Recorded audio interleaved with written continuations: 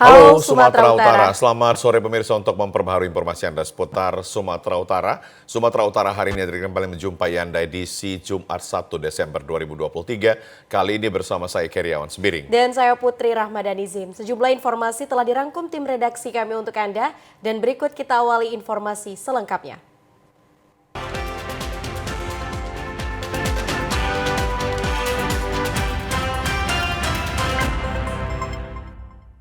Pemirsa, Pengadilan Negeri Deli Serdang menjatuhkan vonis hukuman mati kepada 2 orang terdakwa kepemilikan narkoba seberat 120 kg. Sedangkan 2 orang lainnya dituntut hukuman seumur hidup. Kedua terdakwa Muhammad alias Ahmad 32 tahun dan M. Aziz 30 tahun divonis hakim hukuman mati, sedangkan Farid Aulia 26 tahun dan Mualim alias Alim 36 tahun divonis seumur hidup.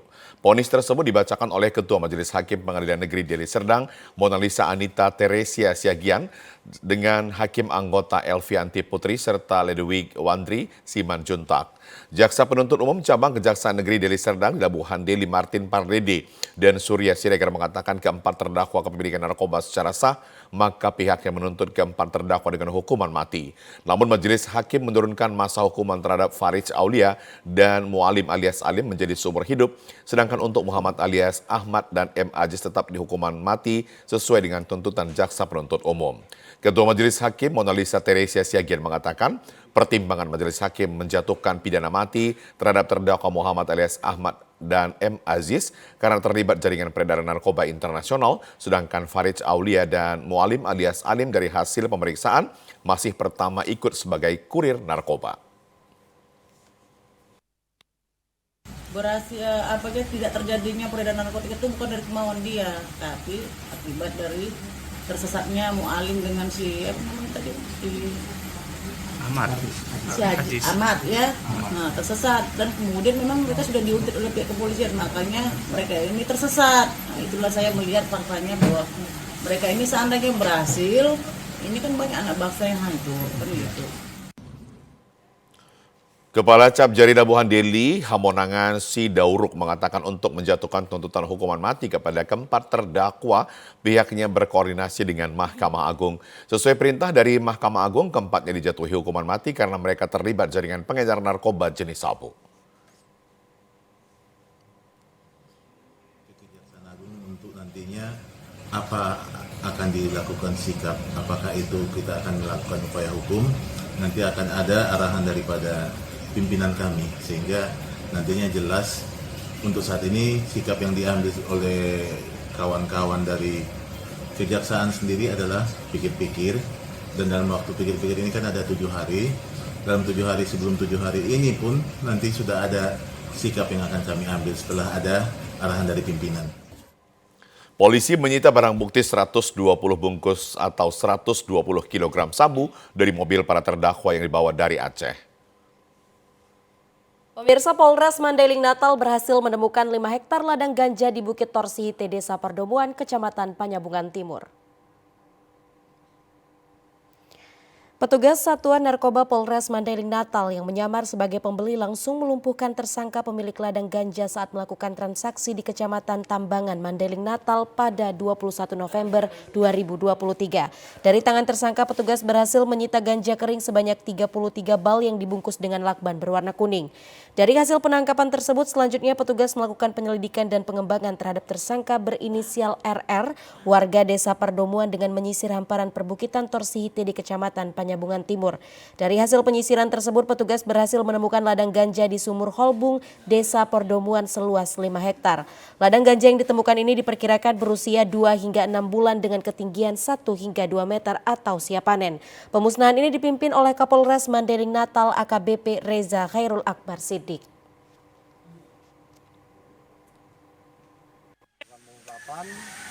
Di tanggal 21 November 2023, yang mana Sat Narkoba berhasil menangkap 1 orang dengan membawa 33 bal ganja. Menemukan ladang seluas 5 hektar dengan tanaman berkisar sejumlah 15.000 batang dengan usia bervariasi antara 2 sampai dengan 6 bulan.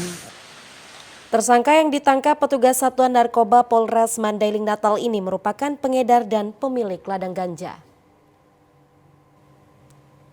Pemirsa, Kejaksaan Negeri Serdang Bedagai bersama Forkopimda melakukan pemusnahan barang bukti narkotika dan tindak pidana umum lainnya dari jumlah 232 perkara yang telah memiliki kekuatan hukum tetap atau inkrah per bulan Maret sampai November 2023.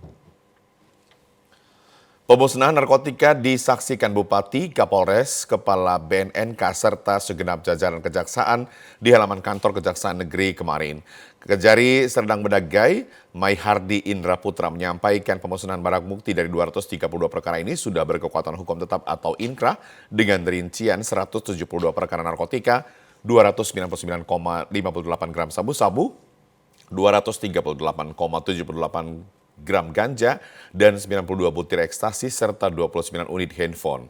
Sedangkan barang bukti orang dan harta benda atau OHARDA terdapat 18 perkara, 1 perkara penadahan, pengerusakan, dan penipuan, 1 percobaan pembunuhan, dan 5 perkara penganiayaan. Sedangkan perkara kamtibum dan tindak pidana umum lainnya terdapat 14 perkara perjudian dan 11 perkara pencabulan. Maihardi menambahkan untuk narkotika dimusnahkan dengan cara di blender dan dibakar, sedangkan barang bukti lainnya dimusnahkan dengan cara dipalu sampai hancur. Proses dari awal, dari penyidikan, penuntutan sampai dengan pemeriksaan di pengadilan, dan inilah wujudnya terhadap orang sudah dieksekusi dengan menjadi narapidana di dalam LP atau rutan. Sedangkan barang buktinya, kalau yang dikembalikan kita kembalikan, kalau yang dirampas itu negara nanti akan ditaksir untuk dilelang, sedangkan yang dimusnahkan ini yang kita lihat hari ini. Pemusnahan barang bukti ini merupakan kerja nyata penegak hukum agar diketahui masyarakat secara transparan, mulai dari penyidikan, penuntutan, sampai vonis hukuman. Seorang supir tewas terlindas truk kontainer di Jalan Komodor Laut Yosudarso, Kampung Kurnia, Belawan, Kota Medan kemarin. Warga Kampung Kurnia, Belawan, Kota Medan dihebohkan dengan peristiwa kecelakaan lalu lintas yang melibatkan seorang supir yang terlindas di antara 2 ban truk kontainer. Korban bernama Saud Sijabat tewas dengan luka parah di bagian perut. Kecelakaan ini bermula saat korban pulang kerja dari arah Belawan menuju Medan. Korban mencoba mendahului truk namun terpeleset dan terjatuh di bawah kolong truk kontainer. Korban sempat terseret hingga 2 meter, namun karena supir truk kontainer tidak melihat kondisi korban di bawah kolong, truk kembali melindas korban.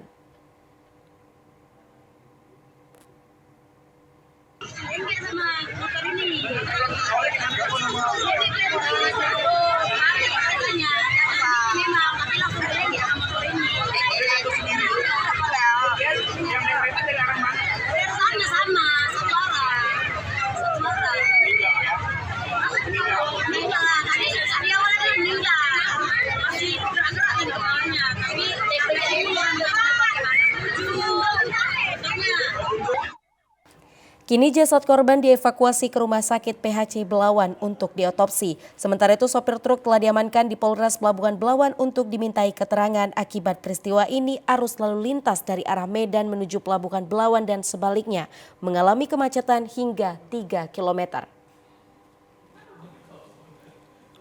Pemirsa, mobil pickup tabrak sepeda motor di Jalan Kalapane, Kecamatan Kota Pinang, Kabupaten Labuhan Batu Selatan, menyebabkan pengendara sepeda motor dilarikan ke Rumah Sakit Umum Daerah. Aswin Haryadi, 46 tahun, warga PT DLI Dusun Sedras, Kampung Bilah, Kecamatan Bilah Hilir, Kabupaten Labuhan Batu, usai mengalami kecelakaan lalu lintas beserta temannya Bayrun, 48 tahun, penduduk PT Maliano, Desa Seidaun, Kecamatan Torgamba. Tabrakan terjadi bermula dari satu unit mobil jenis pickup BK8183SK yang dikemudikan IW datang dari arah Bagan Batu menuju Medan. Pada saat berbelok di persimpangan, supir mobil tersebut kurang memperhatikan adanya sepeda motor tanpa plat yang menuju arah berlawanan, sehingga sesampainya di TKP tabrakan pun tidak dapat dihindari, sehingga menyebabkan kedua korban terhempas ke aspal dan pingsan. Kanit Gakum Polres Labuan Batu Selatan, Aibda Alex Gabi membenarkan kejadian tersebut. Ia mengatakan kecelakaan lalu lintas antara satu unit mobil pickup kontra sepeda motor tanpa plat yang menyebabkan kedua korban dirawat di Rumah Sakit Umum Daerah Kota Pinang karena korban Aswi Aryadi mengalami luka pada kaki kanan dan siku serta Bayrun mengalami luka lecet pada pinggang sebelah kanan.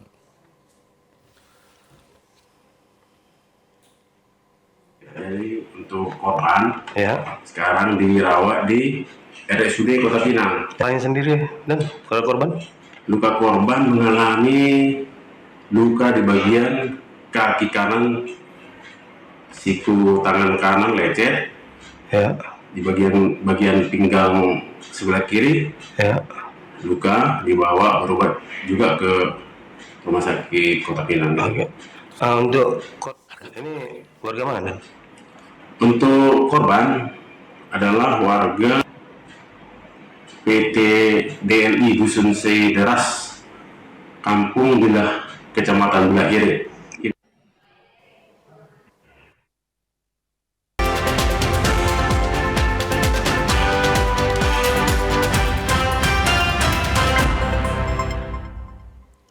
Pemirsa, sebagai upaya mencegah penyakit kanker serviks dan penis, selain melakukan deteksi dini, juga perlu dilakukan vaksin human papillom virus HPV bagi anak sejak usia di bawah 15 tahun. Vaksin ini sangat membantu untuk mencegah dan menurunkan kejadian kanker, khususnya kanker serviks. Demikian disampaikan Dr. Rija Rifani pada sosialisasi kanker dan pemeriksaan pap smear yang dilaksanakan Yayasan Kanker Indonesia YKI Cabang Sumatera Utara di Medan pagi tadi. Kegiatan sosialisasi YKI Cabang Sumatera Utara bekerjasama dengan Perhimpunan Buru Lubis. Dr. Rija sebagai narasumber menjelaskan kanker serviks merupakan jenis kanker penyebab kematian tertinggi nomor 2. Penyebabnya beragam, namun sebagian besar disebabkan oleh infeksi human papilloma virus, yaitu sekitar 95%. Walaupun memiliki resiko kematian yang tinggi, kanker serviks dapat dicegah. Salah satunya upaya pencegahan yaitu melalui vaksin HPV. Disampaikan Dr. Rija, perempuan sejak usia 12 tahun dianjurkan melakukan vaksin ini sebagai upaya promotif preventif untuk pencegahan. Sementara itu, Sekretaris YKI Cabang Sumatera Utara Dr. Siti Zahara Nasution menyampaikan kegiatan sosialisasi dalam rangka menindaklanjuti tingginya angka penderita kanker saat ini, walaupun Sumatera Utara tidak banyak dibanding kasus di seluruh Indonesia, namun hal ini tetap menjadi perhatian karena Sumatera Utara berkomitmen menurunkan angka kejadian kanker di Sumatera Utara.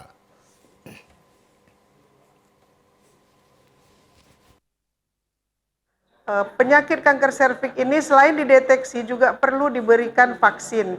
Nah, vaksin ini pemerintah telah memikirkan untuk ke depan tahun 2024 akan diberikan kepada anak usia 9 sampai 16 tahun atau anak sekolah SD kelas 5 sampai dengan anak SMU. Kenapa? Karena kita tidak tahu kondisi pergaulan anak-anak, kondisi gizi anak-anak. Nah, walaupun dia belum berhubungan seksual, namun namanya juga vaksin ya. Vaksin itu artinya memberikan kekebalan. Siti Zahara menyampaikan harapannya agar kaum ibu yang telah mendapatkan sosialisasi kanker ini dapat menyebarluaskan, menginformasikan kepada keluarga atau ke lingkungannya dan organisasinya. Pemirsa, kita beralih ke informasi lainnya. Masyarakat pengguna jalan resah dengan banyaknya tumpukan sampah di Pasar 11 Desa Serotan, Kecamatan Percut Setuan, Kabupaten Deli Serdang yang menimbulkan bau busuk. Beginilah kondisi jalan Pasar 11 Desa Serotan, Kecamatan Percut Setuan. Terlihat banyak tumpukan sampah dari limbah rumah tangga yang dibuang sembarangan oleh warga. Tumpukan sampah ini terkesan dibiarkan begitu saja oleh pihak pemerintah desa ataupun pemerintah Kecamatan Percut Setuan. Akibatnya banyak warga yang melintas kerap mencium aroma yang tidak sedap. Salah seorang warga pengguna jalan, Roy, mengatakan ia sangat resah setiap kali melintas karena selalu mencium aroma sampah busuk yang sudah lama menumpuk. Ia berharap kepada pemerintah desa ataupun pemerintah Kecamatan Percut Setuan agar segera mengangkat dan membersihkan sampah di sepanjang jalan Pasar 11 Desa Serotan agar tidak mengganggu masyarakat pengguna jalan. Kalau terkait sampah ini selaku pengguna jalan sih pasti ada terganggu baunya lah Bang. Ya apalagi kalau udah seperti ini kayaknya nih masyarakat yang membuang. Tapi dia nggak tahu membuang kemana Bang. Ini sampah kira-kira sudah lama Pak? Kalau sudah sampahnya sih pasti sudah lama ya Bang. Karena udah dia dari sampah-sampahnya kan udah sampah busuk Bang. Kepada warga dihimbau agar tidak membuang sampah sembarangan karena sangat mengganggu pengguna jalan dan membahayakan bagi kesehatan. Pemirsa, gesekan fisik antara pihak keamanan kebun PT Soleng Laut dengan masyarakat sekitar yang ada di Desa Sinah Kasih, Kecamatan Sairampah, Kabupaten Serdang Bedagai lantaran masyarakat tidak diperbolehkan menggembala ternak sapi di areal PT tersebut. Aksi dorong serta kontak fisik sempat terjadi antara kedua belah pihak. Dari informasi di lapangan, kejadian tersebut bermula adanya ternak warga yang digembalakan di areal perkebunan Tano tanpa adanya persetujuan dari pihak PT. Upaya penjelasan dari pihak keamanan kebun kepada warga untuk tidak mengembalakan sapinya di kebun tak dihiraukan warga. Akibatnya saling dorong hingga kontak fisik sempat terjadi. Kapolres Serdang Bedagai AKBP Oksi Yuda mengatakan saat ini situasi di lapangan sudah kondusif. Kapolres berharap kedua belah pihak untuk menahan diri dan tidak gampang terprovokasi hal-hal yang dapat merugikan kedua belah pihak. Diketahui saat ini pihak PT Soleng Laut memberikan larangan kepada warga sekitar kebun untuk tidak mengembalakan ternaknya di areal kebun. Tentunya larangan tersebut menjadi hak dari pihak perkebunan. Sementara warga sekitar berharap agar pihak kebun memperbolehkan untuk mengembalakan sapinya atau ternaknya di lahan perkebunan tersebut. Lahan yang digunakan untuk ternak, kan lahan yang digunakan untuk ternak, sehingga itulah yang menimbulkan ada kebijakan dari perkebunan yang tidak memperbolehkan. Akhirnya ini harus sama-sama menahan diri supaya tidak terjadi bentrok lagi. Itu salah paham aja, salah paham. Tadi sudah kita sampaikan untuk saling menahan dulu semuanya. Laporan juga kita tetap terima, tetapi langkah-langkah mediasi tentunya kita kedepankan itu. Upaya mediasi dari pihak Polres terhadap kedua belah pihak untuk mencari jalan keluar dari permasalahan tersebut sudah dilakukan. KPUD Toba mengingatkan para peserta pemilu agar pada masa kampanye saat ini tetap mengikuti aturan dan peraturan sesuai dengan tahapan pemilu. Ketua KPUD Toba Sugar Sibarani mengatakan sebelum memasuki masa kampanye pihaknya telah melakukan berbagai sosialisasi terkait peraturan KPU nomor 15 yang mengatur tentang masa kampanye dan perubahan PKPU nomor 20 dan PKPU nomor 18 terkait kampanye. Terkait masa kampanye yang sedang berjalan di Kabupaten Toba, saat ini masih dalam tahapan pemasangan alat peraga kampanye, kemudian penyebaran bahan kampanye. Untuk kegiatan-kegiatan yang melibatkan masa seperti pertemuan terbatas dan tatap muka atau melalui aplikasi Sikadeka, belum ada para peserta pemilu yang melaporkannya. Sugar menjelaskan bahwa para peserta pemilu yang ingin melakukan kegiatan kampanye terlebih dahulu memberitahukan secara tertulis kepada kepolisian yang ditembuskan kepada KPU dan Bawaslu. Pihak KPUD Toba berharap para peserta pemilu agar lebih mengedepankan ide-idenya, inovasi dan adu program dalam kampanye tersebut dengan mengikuti semua aturan dan peraturan yang berlaku dan berkampanye dengan sportif seperti yang telah disosialisasikan. Kegiatan kampanye itu lebih kepada pemasangan APK, kemudian penyebaran bahan kampanye untuk kegiatan-kegiatan yang melibatkan massa seperti kegiatan pertemuan terbatas dan kegiatan pertemuan tatap muka. Itu saat ini pantauan kami di dalam sistem aplikasi yang kita pakai dalam pengelolaan kegiatan kampanye itu belum ada masuk dari beberapa partai. Jadi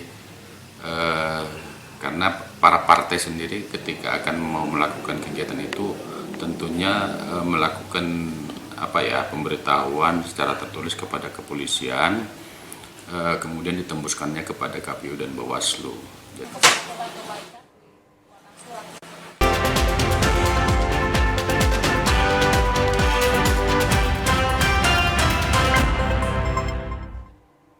Terima kasih Anda masih bersama kami di Sumatera Utara hari ini. SMA Negeri 4 Medan melaksanakan karya proyek penguatan profil pelajar Pancasila yang dihadiri Ketua Ikatan Alumni dan Ketua Komite termasuk para orang tua siswa. Karya proyek penguatan profil pelajar Pancasila di SMA Negeri 4 Medan adalah baru pertama kali dilaksanakan sebagai implementasi dari kurikulum Merdeka yang telah diterapkan pada siswa kelas 10. Puluhan stand dipajangkan di halaman sekolah ini sebagai sarana pameran hasil karya para siswa baik berupa kuliner modern maupun kearifan lokal termasuk hasil karya lainnya. Gelar karya Pesta Panen P5 ini juga dirangkai dengan kegiatan simulasi pernikahan adat Batak Toba, senam profil pelajar Pancasila, peragaan busana adat 8 etnis Sumatera Utara dan tarian massal Habang Birit-Birit. Selain itu juga dipamerkan kuliner dan tarian adat 8 etnis Sumatera Utara serta peluncuran antologi cerpen dan puisi siswa. Kepala Capdis Wilayah 1 Disdik Sumut Agus Sinaga ketika membuka gelar karya P5 ini menyatakan dalam meningkatkan sumber daya manusia generasi muda tidak hanya semata-mata dalam penguasaan materi pelajaran, juga harus dibarengi pembinaan mental spiritual guna menciptakan anak didik yang cerdas dan berakhlak mulia. Sementara itu Ketua IKA Alumni SMA Negeri 4 Medan Dr. H.T. Eri Nuradi menyatakan siswa SMA Negeri 4 harus terus berpacu diri menjadi yang terbaik di antara SMA unggulan yang ada di Sumatera Utara. Kepala SMA Negeri 4 Medan Dr. Randus Rianto Hasinaga mengatakan SMA Negeri 4 Medan terus berbenah menjadi SMA terbaik di Sumatera Utara yang dibuktikan dengan kian meningkatnya jumlah siswa lulus yang diterima di perguruan tinggi negeri setiap tahunnya. Tujuan daripada acara ini sebenarnya adalah ujian bagi anak-anak kelas 10 yang melaksanakan proyek ini. Nah, apa yang kami nilai itu adalah dimensi yang kita nilai itu adalah kebinekaan, kemudian kewirausahaan, dan kreativitas dari anak-anak. Penilaiannya kita buat penilaian kualitatif yang sifatnya relatif dan diberikan oleh guru-guru pengajar P5-nya.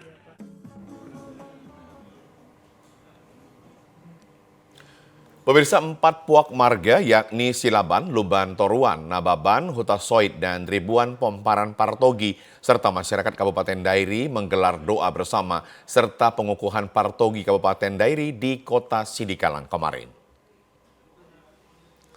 Parsadaan Toga Sihombing yang terdiri dari 4 marga yakni Silaban, Luban Toruan, Nababan, dan Hutasoid, komunitas Pomparan Partogi diharapkan dapat menjadi pelopor pembangunan bangsa dan menjadi agen perubahan untuk mewujudkan masyarakat yang cinta kebinekaan di Kabupaten Dairi.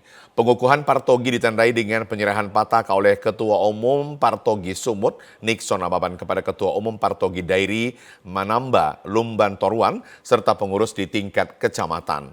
Partogi Dairi diharapkan untuk dapat dikibarkan di Dairi dan Partogi dapat tumbuh berkembang dan maju di Kabupaten Dairi. Dibentuknya Partogi untuk menghimpun dan mempersatukan semua keturunan atau Pomparan Toga Sihombing, Borubere, dan Ibebere untuk saling kenal dan bersatu. Ketua Partogi Sumut Nixon Nababan mengatakan doa bersama ini diselenggarakan sebagai rasa syukur atas berdirinya salah satu wadah marga dalam Hasanah Budaya Batak yang telah hadir di 15 kecamatan serta 8 kelurahan dan 161 desa. Ketua Partogi Sumut meminta seluruh pengurus Partogi Dairi dapat saling mendukung sehingga perjalanan Partogi Dairi bisa maju ke depan. Pada kesempatan tersebut, pembina Partogi Dairi dan Jor Nababan didaulat dan dibulang-bulangi oleh tokoh masyarakat menerima seperangkat pakaian adat serta tungkot tunggal panaluan. Dan Jor Nababan mengajak seluruh Pomparan Partogi membangun komunikasi dan bersatu dalam kebersamaan untuk memajukan dan mensejahterakan Kabupaten Dairi. Atas sambutan siang kami sebagai penasihat Partogi jalanungga madamot majalo bulang-bulang nabalga bulang-bulang nauli siang keluargaku sude Partogi boru dot berena Kabupaten Dairi di Bagasat Tikyo. Oras baina salunda iba di pasatami tuhamuna. Oras jua-jua majua-jua. Pemirsa, untuk mempererat silaturahmi dan membangun kebersamaan, pagi tadi Dharma Wanita Persatuan TVRI Stasiun Sumatera Utara melakukan acara temu ramah dengan Dharma Wanita Persatuan TVRI Stasiun Banda Aceh. Kegiatan Dharma Wanita Persatuan DWP TVRI Stasiun Sumatera Utara bersama DWP TVRI Stasiun Banda Aceh yang dilakukan tidak hanya sebagai upaya merajut silaturahmi, namun juga saling berbagi ilmu dan pengalaman agar masing-masing Dharma Wanita dapat mengembangkan potensi yang ada di dalam diri setiap anggota dan bermanfaat bagi banyak orang. Ketua DWP TVRI Stasiun Sumut, Teti Devianti mengatakan, selama dirinya menjabat sebagai Ketua DWP TVRI Sumut, banyak kegiatan yang sudah dilaksanakan, seperti kegiatan kesehatan, sosial, dan pemberdayaan UMKM. Kegiatan ini akan terus dilanjutkan di tahun 2024 mendatang agar peran perempuan yang tergabung dalam DWP TVRI Sumut semakin dikenal. Kunjungan silaturahmi dari DWP TVRI Aceh hari ini telah dilaksanakan dan cukup semakin mengakrabkan kita bahwasannya kita di keluarga besar TVRI itu mempunyai ibu-ibu yang semuanya mempunyai visi yang sama untuk pendidikan, untuk sosial, dan juga bisa berguna untuk para anggotanya. Kalau DWP TVRI Aceh itu kan merupakan satu pulau di Sumatera Utara, sehingga komunikasi itu cukup membuat kita akrab, karena bagaimanapun juga kalau yang namanya ibu-ibu ini selalu tukar pengalaman, juga selalu tukar ilmu untuk kebaikan bersama. Kiranya silaturahmi ini tidak hanya sampai di sini, bisa dilanjutkan pada pertemuan-pertemuan yang lainnya. Ketua rombongan DWP TVRI Stasiun Banda Aceh mengatakan selain saling bertukar ilmu, silaturahmi yang dilakukan ke DWP TVRI Stasiun Sumatera Utara juga membuat setiap anggota DWP TVRI Banda Aceh dapat lebih mengenal anggota DWP TVRI Sumut. Ia juga mengatakan sangat senang berkunjung ke TVRI Sumut dan berharap ke depan dapat kembali lagi.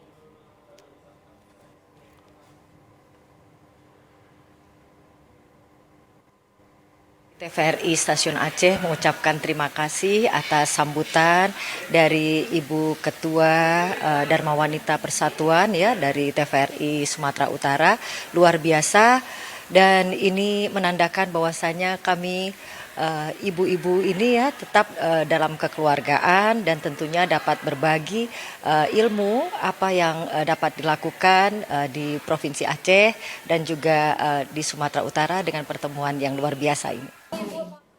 Dalam kegiatan tersebut, DWP TVRI Sumut memberikan cenderamata berupa kain ulos Sumut yang disematkan kepada Ketua Rombongan DWP TVRI Banda Aceh, Ibu Yusril.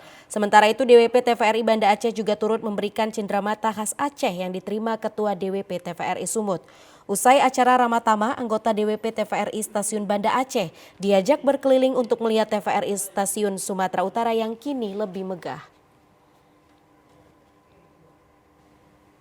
Pemirsa, guna melestarikan budaya Karo agar tidak tergerus oleh zaman, dapat dilakukan dengan berbagai cara, baik lewat pagelaran budaya dan seminar tentang bagaimana manfaat budaya itu sendiri. Untuk menanamkan nilai-nilai budaya bagi masyarakat khususnya pemuda Karo, Sanggar Rudang Mergasi 5 menggelar seminar seni budaya Karo.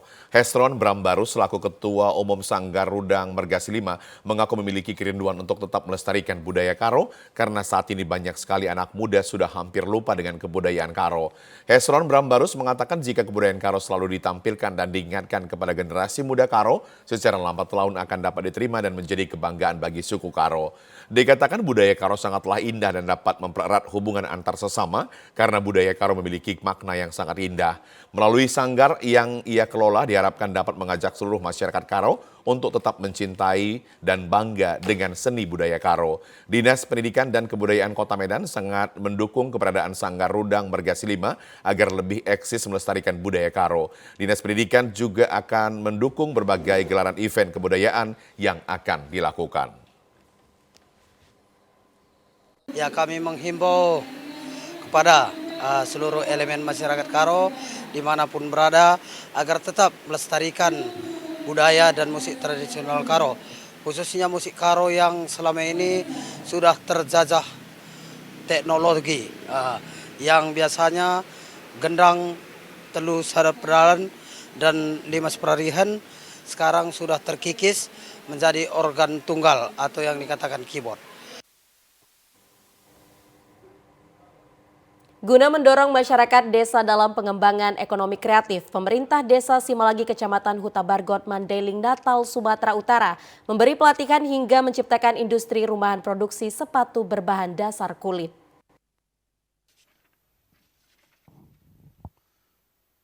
Berawal dari kegiatan pelatihan dan pemberdayaan bagi masyarakat, kini sekelompok anak muda berhasil menciptakan industri rumahan produksi sepatu berbahan dasar kulit.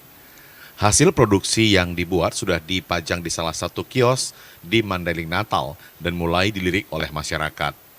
Usaha sepatu kulit produksi rumahan di Mandailing Natal ini sudah mampu membuat sepatu kulit dengan aneka mode seperti pansus, boot, dan sepatu casual. Meski masih hanya terdapat 3 model, namun karena pembuatannya yang rapi dan modelnya yang kekinian membuat masyarakat lokal mulai tertarik untuk membeli. Kepala Desa M. Dahlan Pulungan mengaku saat ini ia dan 5 orang warga mampu memproduksi 12 sepatu setiap harinya. Untuk menarik minat masyarakat luas agar membeli produk sepatu industri rumahan ini, akan berupaya membuat sepatu yang cocok dan sesuai dengan tren yang ada saat ini. Sementara itu, ia juga memiliki keinginan suatu saat nanti sepatu kulit produksi industri rumahan ini akan dilirik oleh masyarakat di luar Mandailing Natal. Sepatu berbahan dasar kulit lembu ini dijual dengan harga Rp200 hingga Rp300.000 setiap pasangnya. Kita terbesit untuk membuat sepatu lokal ini, mengingat di Mandailing Natal ini belum ada kan, mudah-mudahan ini nanti bisa kita kembangkan di daerah Mandailing Natal ini. Alhamdulillah respon masyarakat mudah-mudahan baik, sebagian sudah ada yang memesan untuk kita, Bang. Camat Huta Bargot, Miswar Pulungan mengaku akan mendukung industri rumahan produksi sepatu berbahan dasar kulit mulai dari permodalan, pendampingan untuk mendirikan usaha kreatif warga melalui anggaran dana desa. Ini yang kami harapkan. Kami harapkan memang dana desa ini bermanfaat untuk masyarakat. Artinya dia harus secara kontinu bisa berkelanjutan. Tentunya ini sebagai cikal bakal menurut kami. Ya, kalau bisa ini jadi trigger untuk desa lain.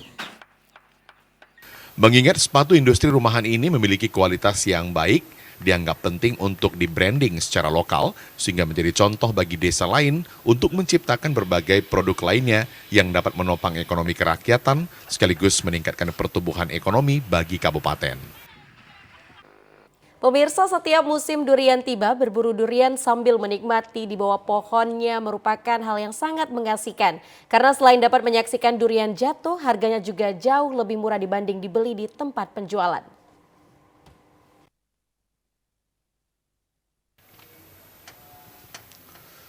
Di Desa Simangambat, Kecamatan Tambangan, Kabupaten Mandailing Natal, Provinsi Sumatera Utara, setiap musim durian tiba, banyak warga mengunjungi kebun durian warga sambil menyantapnya langsung di bawah pohonnya. Warga yang datang biasanya harus menunggu satu persatu durian yang jatuh untuk bisa dinikmati. Di desa ini biasanya duriannya rata-rata durian jenis tembaga kampung yang rasanya juga sangat manis. Walau dagingnya tidak terlalu tebal, namun rasanya sangat enak karena pohonnya juga sudah berusia lebih dari puluhan tahun sehingga membuat rasa durian yang dihasilkan semakin manis dan legit. Setiap pengunjung yang datang menikmati durian ke kebun durian di Desa Simangambat sangat beruntung karena satu buah durian hanya dihargai dengan Rp10 hingga Rp15.000 per buahnya. Pemilik kebun durian, Noel Lubis, mengatakan setiap tahun duriannya berbuah lebat karena pohonnya sudah tua dan besar. Satu pohon bisa memiliki 200 hingga 1.000 buah durian setiap batangnya. Untuk saat ini, karena belum memasuki puncak musim panen, masih menghasilkan durian jatuh sekitar 10 hingga 20 buah per batang setiap harinya. Jika puncak panen tiba, ia bisa menghasilkan ratusan buah durian setiap harinya dan para pembeli langsung datang ke kebun. Noel mengaku setiap musim panen durian, kebun duriannya banyak didatangi para pembeli yang hanya sekedar makan di tempat dan juga dibeli dengan jumlah yang banyak. Ya kadang-kadang istilahnya ada yang 300, ada 400, kalau istilahnya kalau lagi musimnya bagus, kadang-kadang 1.000 juga ada tuh, satu pohon itu. Ya kalau istilahnya kalau saat ini satu pohon itu istilahnya bisa istilahnya 20 sehari, 20 biji. Bang, biasa pembeli itu datang kemari itu bagaimana ya, Bang? Biasanya datang kemari, ya toke-toke, datang ke sini. Satu durian itu berapa Bang jual, Bang? Satu durian istilahnya jualnya 15.000 per biji. Di Desa Simangambat terdapat hal yang menarik, di mana setiap penduduk asli daerah itu yang tidak memiliki kebun durian berhak mengambil durian di kebun warga dari pukul 6 sore hingga pukul 8 malam karena merupakan tradisi warga lokal. Namun jika warga kedapatan mengambil durian di luar jam tersebut akan didenda Rp100.000 per buahnya.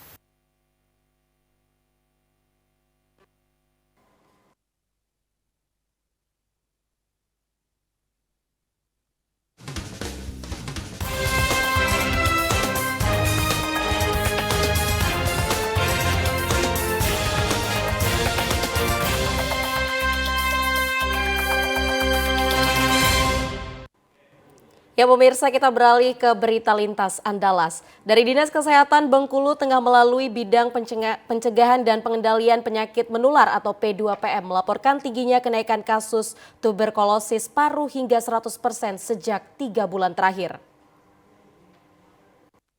Kepala Seksi Pencegahan dan Pengendalian Penyakit Menular P2PM Dinkes Bengkulu Tengah, Iwan Ahmadi mengatakan, kenaikan kasus tuberkulosis paru atau TBC hingga 100%, yakni sebanyak 56 kasus di bulan Agustus menjadi 109 kasus di bulan November 2023. Iwan menyebut kenaikan angka kasus terjadi lantaran kurangnya kesadaran warga yang melapor ke petugas dan kerap menganggap batuk adalah penyakit yang lumrah. Temuan kasus menjadi membludak saat petugas memeriksa melalui tes cepat molekuler atau TCM. Posisi sekarang TBC di Kabupaten Tengah rekap di seksi 3PM itu ada 109 kasus. Itu terbagi di kecamatan Pondok Kelapa, Pegarjati, Tabak Nanjung, Bang Haji. Iwan mencatat sejumlah lokus terjadinya TBC yakni Kecamatan Pondok Kelapa, Pagarjati, Tabak Penanjung, Bang Haji, dan Merigi Kelindang. Sejumlah faktor yakni kondisi antar rumah yang berhimpitan, ventilasi udara rumah minim, serta rumah berdinding papan, rentan terdampak TBC. Penyebaran diyakini juga terjadi akibat aktivitas berkumpul di masyarakat, seperti pesta pernikahan, di mana penyebaran terjadi terutama melalui udara. Dari Kabupaten Bengkulu Tengah, Tim Liputan TVRI Bengkulu melaporkan. Sementara itu, pemirsa 64 warga Lebong dilaporkan terserang penyakit DBD di tengah intensitas hujan yang sering melanda. Dinas Kesehatan Kabupaten Lebong kembali terima laporan kasus DBD di tengah cuaca ekstrim dengan intensitas hujan tinggi mulai sering melanda. Sebanyak 64 kasus terjadi dilaporkan pihak puskesmas kepada Dinas Kesehatan di 3 kecamatan Kabupaten Lebong. Pengelola program DBD Dinas Kesehatan Lebong, Noto Heriansyah mengungkapkan, sebaran kasus tertinggi terjadi di Kecamatan Lebong Utara, Lebong Selatan, dan Uram Jaya. Sementara untuk mencegah penambahan kasus, pihak Dinas Kesehatan mulai melakukan upaya pencegahan fogging asap, pembagian bubuk abate, dan meminta pihak puskesmas melaporkan secara rutin laporan kasus. Sebagai upaya pencegahan, kawan-kawan kita yang di puskesmas itu sudah melakukan kegiatan abaterisasi atau pembagian bubuk abate, kemudian disertai dengan kegiatan pengendalian dari kita Dinas Kesehatan berupa fogging atau pengasapan sarang nyamuk. Kenaikan kasus beriringan dengan kondisi pancaroba mulai melanda setelah sebelumnya kemarau melanda hampir 5 bulan. Masyarakat diminta tingkatkan kebersihan lingkungan dan rutin membersihkan genangan air. Tim Liputan TVRI Bengkulu melaporkan. Pemirsa, mini trawl kembali masuk wilayah tangkap ikan nelayan tradisional di Pantai Indah Mukomuko. Dinas Perikanan Mukomuko segera akan memanggil nelayan Kecamatan Teramang Jaya dan nelayan Kecamatan Mukomuko. Dalam sepekan ini, kapal trol atau pukat hamparan dasar yang lebih dikenal pukat harimau nelayan yang berasal dari luar wilayah Kecamatan Mukomuko kembali masuk ke perairan nelayan tradisional Pantai Indah Mukomuko. Dikhawatirkan ikan di wilayah tersebut terancam habis oleh pukat harimau. Para nelayan di Pantai Indah, Kecamatan Mukomuko melaporkan kejadian tersebut ke Dinas Perikanan Kabupaten Mukomuko untuk menyelesaikan permasalahan. Kepala Dinas Perikanan Kabupaten Mukomuko, Edi Aprianto mengungkapkan untuk menyelesaikan adanya dugaan perambahan pukat harimau yang merajalela di perairan pantai indah ini. Pihaknya akan menjadwalkan pada Kamis pagi pemanggilan terhadap dua belah pihak baik nelayan di Kecamatan Terbang Jaya maupun nelayan Kecamatan Mukomuko guna menyelesaikan permasalahan ini agar tidak terulang kembali. Terkait dengan kejadian beberapa hari yang lalu, ya kami mengimbau kepada pemilik kapal dan nelayan masing-masing, khususnya nelayan yang di Bantal, untuk menyampaikan informasi ke semua pemilik kapal dan tekongnya atau supirnya lah gitu ya, bahasanya yang mudah dipahami, untuk tidak mendekat di area nelayan tradisional di Kota Mumu. Setelah diketahui sebelumnya antara nelayan di Kecamatan Mukomuko dengan para nelayan di Kecamatan Teramang Jaya sudah membuat perjanjian kesepakatan batas wilayah tangkapan. Maka apabila terjadi pelanggaran akan dikenakan sanksi dengan denda sebesar 10 juta rupiah. Tim Liputan TVRI Bengkulu melaporkan. Pemirsa, berikut informasi perakiraan cuaca di sejumlah daerah di Sumatera Utara dari Badan Meteorologi, Klimatologi, dan Geofisika Wilayah 1 Medan berlaku pada hari Sabtu 2 Desember 2023 berikut ini.